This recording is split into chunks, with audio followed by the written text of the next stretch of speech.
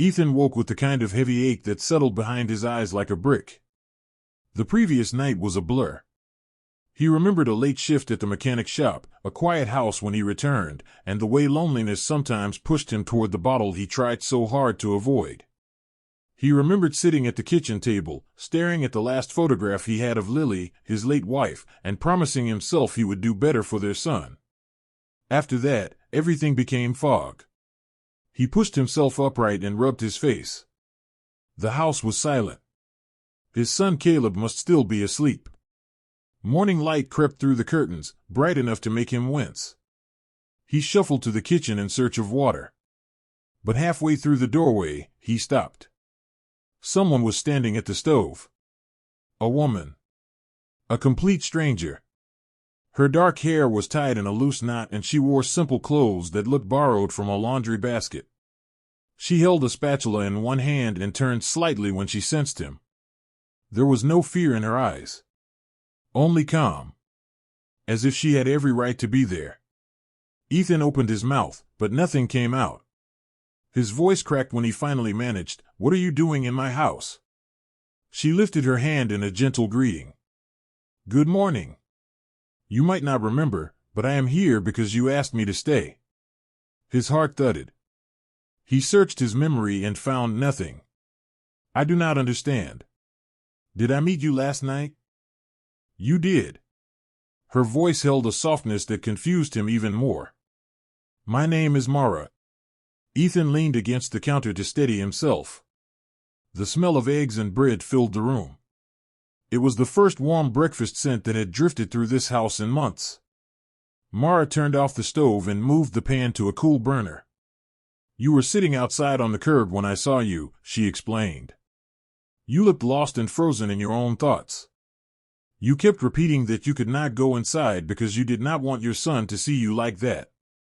I did not want to leave you alone, so I walked you in and made sure you got some water.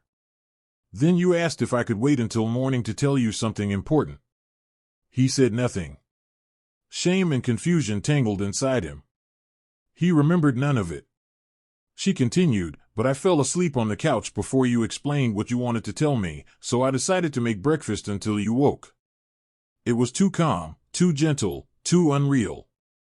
Ethan felt the world tilt. "Why would you help a stranger?" he asked. Mara gave a small smile.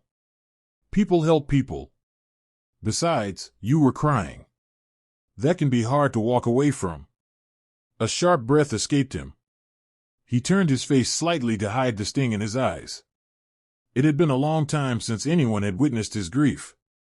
And he did not like being seen this way, especially not by a stranger who had shown him more kindness in one night than he had shown himself in a year.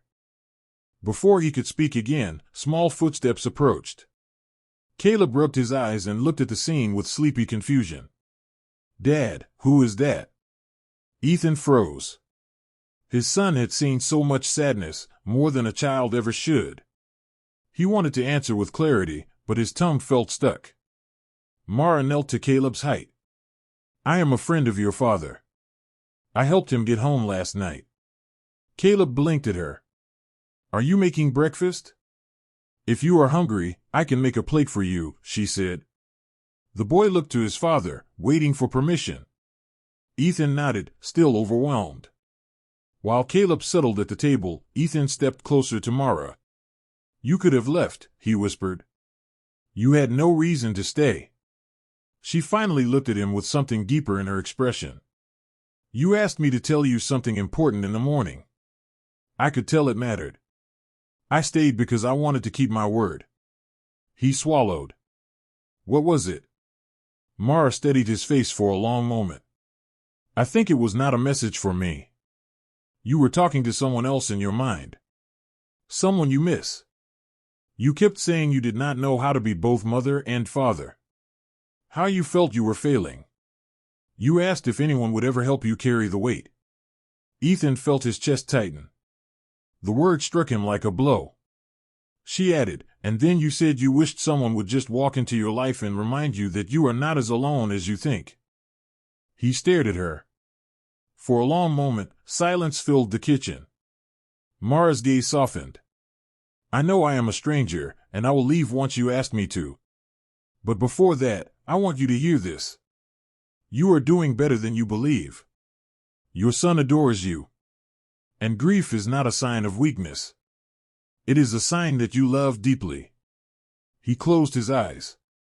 Something inside him crumbled and steadied at the same time. When he finally spoke, his voice was quiet. Do you want to stay for breakfast? Her smile was gentle and warm. I would like that. For the first time in a long while, Ethan felt a small spark of hope. Not a promise. Not a miracle. Just a reminder that life sometimes sends people to us at the exact moment we are about to fall apart. And sometimes, that is enough to begin again.